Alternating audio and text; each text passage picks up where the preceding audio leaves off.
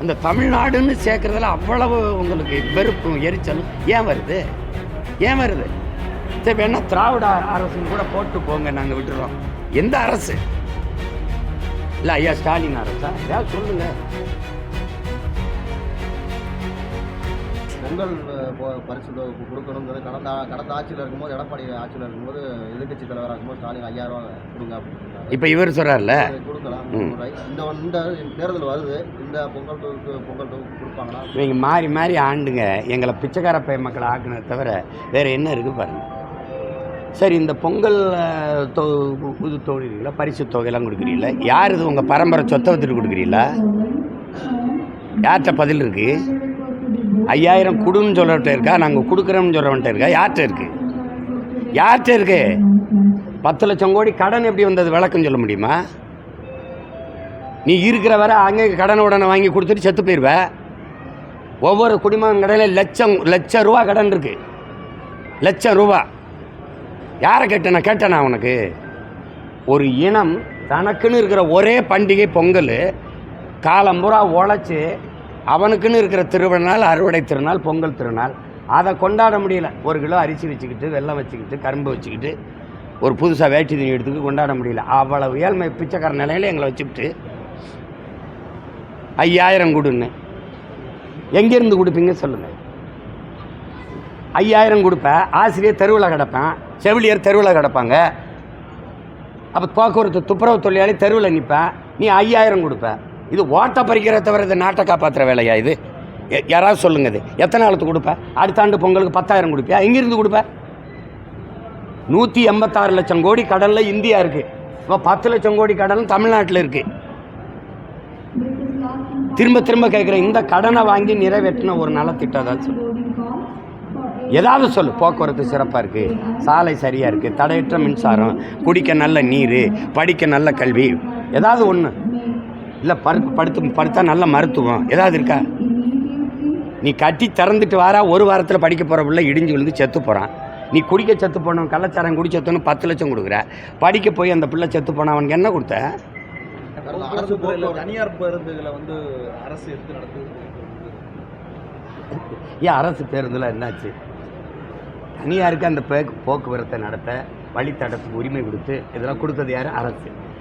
ஒரு தனியார் முதலாளிகிட்ட போய் அரசு பேருந்து வாடகைக்கு எடுக்குதுங்கிறதுக்கு இந்த அரசு இருந்தான்னா செத்தாங்க. நீங்கள் சொல்லு. இப்படி இதை விட ஒரு கேவலம் தான் இருக்கா தம்பி? நீங்கள் சொல்லுங்கள்.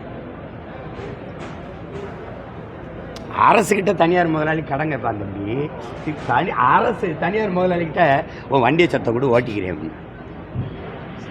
இதெல்லாம் தம்பி, இதெல்லாம் அரசு இல்லை தம்பி, இதுக்கு பேர் தான் தரிசு. இவ்வளோ வாரும் தேர்தல் அறிக்கை இல்லை, நாங்கள் எப்பவும் கொடுத்ததில்லை. செயல்பாட்டு ஒரு ஆட்சி எப்படி செய்வோம்ங்கிற விரைவில் கொடுப்போம். தமிழ்நாடு அரசு போக்குவரத்து தமிழ்நாடு எடுத்துட்டாங்க. இந்த விஷயங்களை திமுக துரோகி, இது தமிழுக்கு விரோதிகளா அல்லது ஆதரவாளர்களா, இந்த விஷயத்தில் நண்பர் சீமா சொல்கிற கருத்துக்கு நான் ஏற்றுக்கிறேன் அப்படின்னு சொல்லி எச்சரிக்கை. இப்போ நீங்கள் தமிழ்நாடு போக்குவரத்தில் மட்டும் நீங்கள் இல்லை. ஐயா கருணாநிதி அவர்கள் சேரர் சோழ பாண்டியன் போக்குவரத்து இருந்துச்சு, கப்பலோட்டிய தமிழன் இந்த இதெல்லாம் இருந்துச்சு. அதெல்லாம் தூக்கிட்டு இப்போ இவர் தமிழ்நாடு அரசு அதை தூக்கிட்டார். இவர் மொத்தமாகவே தமிழ்நாட்டையே தூக்கிட்டார். அரசுன்னு நீங்கள் அரசு பள்ளி, தமிழ்நாடு அரசு பள்ளி கிடையாது, தமிழ்நாடு அரசு கல்லூரி கிடையாது, தமிழ்நாடு அரசு தங்கும் விடுதி கிடையாது. எல்லாத்தையுமே அரசுன்னு தான் இருக்குது. தமிழ்நாடு மொத்தமாக தூக்கிட்டாங்க. ஒரே ஒரு இடத்துல மட்டும் தமிழ்நாடு இருக்குது. தமிழ்நாடு டாஸ்மாக். நீங்கள் வேணால் பார்த்துக்கிறீங்க. அப்போ தமிழ்நாடுன்னு இருக்கிறதே உங்களுக்கு அவ்வளவு அவமானமும் அருவருப்பாகவும் இருக்குது. அரசுனா எந்த அரசு?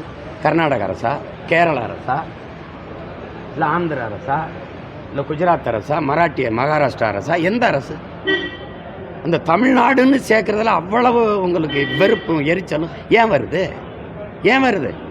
சரி வேணா திராவிட அரசுன்னு கூட போட்டு போங்க, நாங்கள் விட்டுறோம். எந்த அரசு? இல்லை ஐயா ஸ்டாலின் அரசா? ஏதாவது சொல்லுங்கள். திமுக அரசுன்னு கூட சொல்லுங்கள். எப்படி எடுத்துக்கிறது?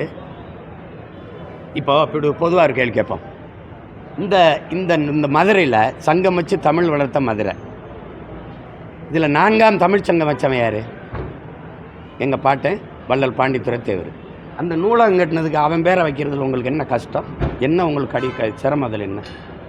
நீங்களே சொல்லுங்கள். ஏன் அவன் பேரை வைக்கல? அவன் சொத்தப்புறம் கொடுத்தான்ல, மக்களுக்கு கொடுத்தான்ல. என் பாட்டன் கப்பல் ஓட்ட வரும்போது 1 லட்ச ரூபா கொடுத்தான்ல, நன்கொடையாக கொடுத்து வாங்கன்னு. அவனுக்கு என்ன செலவு வச்சுருக்கா நீ? இந்த மேம்பாலத்தில் ஒரு மரப்பாச்சி தண்டி ஒரு பொம்மையை வச்சுருக்கேன் வச்சுருக்கேன். சரி, ஜல்லிக்கட்டுக்கும் ஐயா கருணாநிதிக்கு என்ன சம்மந்தம் இருக்குது? இல்லை ஜல்லிக்கட்டு காலை வளர்த்தாரா? ஜல்லிக்கட்டை அடக்கி இடுப்பில் இல்லை நெஞ்சில் குத்து வாங்கினாரா? ஏதாவது சொல்லு. 100 கோடிக்கு மேலே செலவழித்து ஜல்லிக்கட்டுக்கு நாங்கள் வளாகம் கேட்டோமா, அனுமதி கேட்டோமா? நாங்கள் கட்டையை கட்டி ஓட ஓட்டிக்கிட்டு இருந்தோம். சவுக்கு கட்டைக்கு போட்டு தேங்காய் நாரை கீழே போட்டு ஓடிக்கிட்டு இருந்தோம். அதுக்கு அனுமதி தான் கேட்டான், உரிமை தான் கேட்டான். நீங்கள் 100 கோடியை செலவழித்து ஒரு வளாகம் கட்டினீங்க, அதுக்கும் ஐயா கருணாநிதி பேர வைக்கணும். ஏன் தாத்தா மூக்காயத்தவர் பேர வைக்கக்கூடாத? 2 தமிழ்நாட்டு முதலமைச்சரை தற்காலிக சபாநாயகர் வந்து பதவி பிரமாணம் எடுத்து வச்சு. எங்கள் தாத்தா தெய்வத்திரும முத்துராமலிங்கத்தவர் கூட தமிழ்நாட்டு ஃபார்வர்ட் பிளாக்கின் தலைவர் தான், அகில இந்திய ஃபார்வர்ட் பிளாக்கின் தலைவராக இருந்தது எங்கள் தாத்தா மூக்காயத்தவர். அவ்வளோ பெரிய தலைவனுக்கு அந்த பேர் அவர் பேரில் வைக்கக்கூடாதா? சரி, நாடக உலகின் தந்தையாக இருந்த சுவாமி சங்கரதாஸ்னு ஒரு கலையரங்கு இருந்துச்சுல, அதை எடுத்துக்கிட்டு அதுக்கு என்ன பேர் வச்சிருக்க? நீ தமிழ் தாய் சிலை எதுக்கு தூக்கிட்டு நீ எடுத்து தூக்குன? என்ன சேட்டை இது? நீ எனக்கு எந்த அடையாளம் இல்லாமல் ஒழிச்சிடணும் தான் நினைக்கிற? அப்போ நீங்கள் எப்படி அதிகாரத்தை வச்சு எங்கள் அடையாளங்களெல்லாம் மூட நினைக்கிறீங்களோ, அதே மாதிரி அதிகாரத்தை கைப்பற்றி எங்கள் அடையாளங்களை நிறுவி உங்கள் அடையாளத்தை அழிக்க துடிக்கிறதுல என்ன தவறு இருக்குது? ஆசிரியர்களுக்கு நீங்கள் இப்போ கேட்டீங்க, இந்த உதவி பேராசிரியர்களுக்கு கேள்வி கேட்க வேறு கேள்வியே இல்லையா? சொல்லுங்கள், வேறு கேள்வியே இல்லையா? எவன் விமர்சித்து எழுதுறான், எவன் இந்த திட்டத்தை சரியில்லைன்னு சொல்கிறான்னு அடையாளம் கண்டுக்கு தானே. அதை புகழ்ந்து எழுதுனா நீ பாஸ் போடுவேன், வேலை கொடுப்பேன்.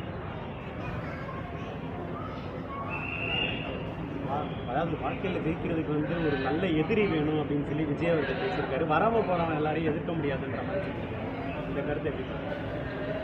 அது சரிதான். ஆனால் அவர் எதிரி, அவர் ஒரு எதிரியை தீர்மானிக்கிறாரு. எங்களுக்கு கோட்பாட்டு எதிரி, எங்களுக்கு இந்தியன் திராவிடம், அதை தாங்கி நிற்கிற கட்சிகள் எந்த கட்சியாக இருந்தாலும் எங்களுக்கு எதிரி. அது அவருடைய கருத்து, அது அவர்கிட்ட தான் கேட்கணும். சொல்கிறீங்களே, அந்த வலிமையான எதிரி யாருன்னு அவர்கிட்ட கேட்கணும். நீங்கள் அதை எனக்கிட்ட கேட்கக்கூடாது. நான் எனக்கு என்ன கேட்கணுமோ அதான் கேட்டு பெறணும். வேறு அவ்வளோதானே. கூட்டணிக்கு இப்போ நீங்கள் என் கூட வர்றீங்களா? நான் பெரிய கூட்டணி வச்சுருக்கேன். 8 கோடி மக்களோடு சேர்ந்து தேர்தலை சந்திக்கிறேன். எனக்கு அது தேவையில்லை. கட்சி கூட்டணிகள் தேவையில்லை. பரவா.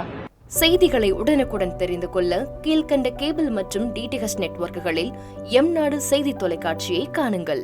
பாதகம் செய்பவரை கண்டால் நாம் பயம் கொள்ளலாகாது பாப்பா. மோதி மிதித்துவிடு பாப்பா, அவர் முகத்தில் உமிழ்ந்து விடு பாப்பா. அண்மை செய்திகளை உடனுக்குடன் தெரிந்து கொள்ள இணைந்திருங்கள் எம்நாடு தொலைக்காட்சியுடன்.